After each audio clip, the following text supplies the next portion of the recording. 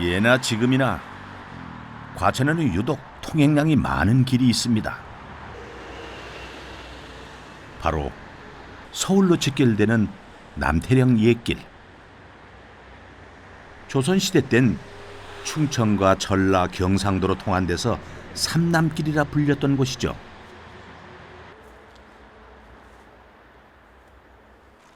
지금이야 옛 이야기가 됐지만 과거 이 길엔 나그네들을 위한 주막들이 출비했다고 합니다.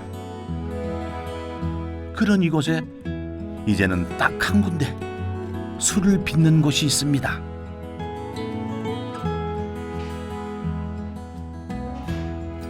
인테리어만 보면 얼핏 카페를 연상케 하는 이곳은 지난해 6월에 들어선 과천 유일의 막걸리 양조장이죠.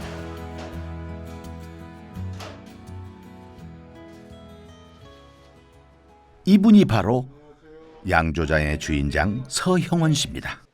어서 오십시오. 환영합니다. 안녕하세요. 네. 여기 보니까 남태령 자락이잖아요. 네네네. 여기다 잡으신 이유가 있나요, 혹시? 뭐 여러 가지 우연도 겹쳤지만 이제 관료들도 여기를 많이 넘어가고 왕도 이제 뭐 수원에 갈 때 간다든지 이런 길이다 보니까 주막거리가 굉장히 발달했거든요. 그래서 이 고개의 어떤 상징성을 살려서 이 입지를 차지하게 됐습니다. 네. 아. 네, 술이 익는 모습을 보이시죠? 지금 술을 젓고 있는데 도봉질이라고 하는데 술이 익는 것을 직접 보기가 힘들기 때문에 이렇게 이제 위층 공간에서 위에서 저 술 익는 것을 보여드릴 수 있도록. 아. 살펴보니 재밌는 얘기가 많은 데입니다. 거리두기 4단계가 되면서 막 주점 같은 데가 막 영업이 안 되고 술이 덜 팔리고 이런 일이 막 벌어졌어요. 그래서 이제 야 이러면은 우리가 양장이 처음부터 너무 어려울 수 있으니까 우리 주민들께서 고객이 되어 주셔서 뭐 적게는 10만 원, 뭐 100만 원 이렇게 미리 돈을 내시고 술 구매권을 주신 이런 고객이 되어 주셔서 저희가 직접 이렇게 인도로 나무에다 글씨를 써가지고 창업자의 벽을 만들게 됐습니다.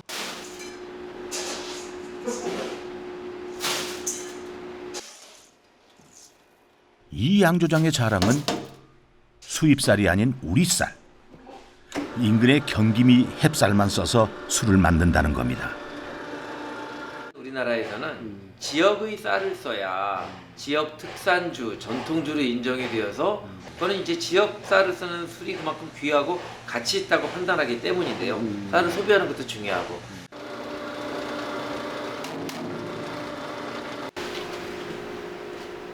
시중의 막걸리와는 달리 꼬두밥이 아닌 생쌀로 빚는데요. 바로 막걸리 특유의 구수한 맛을 내기 위해서입니다. 이렇게 밑술을 담근 후 그 위에 덧술을 부어서 발효시키는 이양주 공법이죠.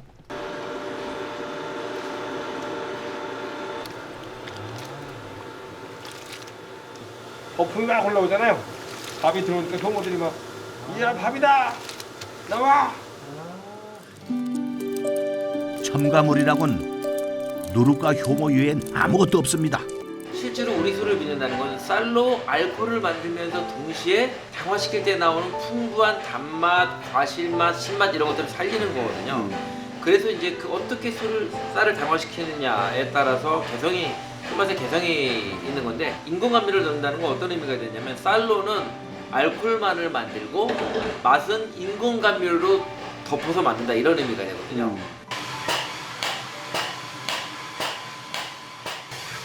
쌀이 지닌 본연의 맛이 살아있는 막걸리. 이를 현대적 방식으로 복원하는 게 이 술도가의 포부입니다.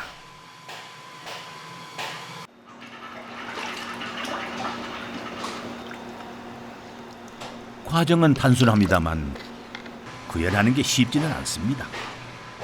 첨가제를 쓰지 않은 만큼 품질과 유통에 만전을 기해야 하니까요.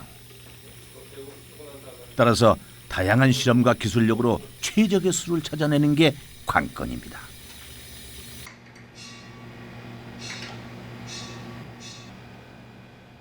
네, 술이 잘 나왔습니까? 네, 이거 백주 나왔습니다. 네네네. 14도 맥주. 네, 네. 15도 정도 나가고 물을 5리터 정도 섞었고요. 시험 주지만 건배. 술이 완성된 날이면 이렇게 직원들과 함께 시음을 하는데요. 특유의 향은 물론 맛과 목넘김까지 느껴봅니다. 어휴, 결과는 어떨까요? 살아있네. 깔끔하고 부드럽게 나온 것 같습니다. 그래.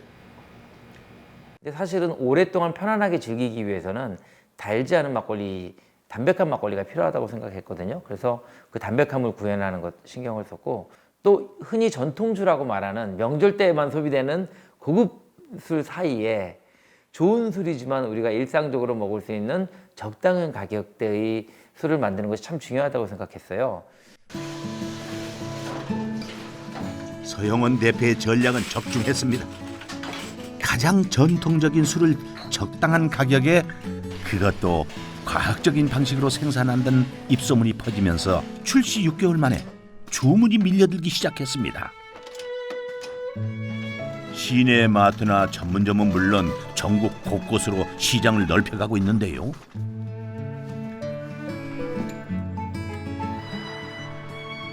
그럼에도 한결같은 그의 1순위는 다름 아닌 동네 이웃들입니다.